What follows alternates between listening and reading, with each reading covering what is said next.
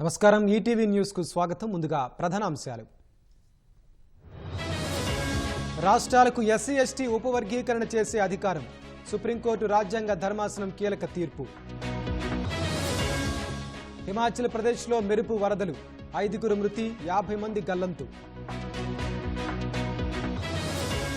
వైనాడ్లో ఇంకా మట్టి దిబ్బల కిందే అనేక మంది. ఘటనా స్థలాన్ని సందర్శించిన రాహుల్ గాంధీ.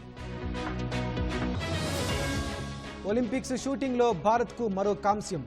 బ్యాడ్మింటన్లో క్వార్టర్స్కు లక్ష్య సేన్. హమాస్ సైనిక విభాగాధిపతి హతం. జులై దాడుల్లో మరణించినట్లు ఇజ్రాయెల్ నిర్ధారణ. ఇరాన్ ఇజ్రాయెల్ మధ్య యుద్ధ వాతావరణం. ప్రత్యక్ష దాడికి ఖమేనీ ఆదేశాలు. కమలా హ్యారిస్ జాతీయత ప్రశ్నించిన ట్రంప్. ధీటుగా తిప్పికొట్టిన అమెరికా ఉపాధ్యక్షురాలు. 9/11 దాడుల సూత్రధారి నేరాంగీకారం.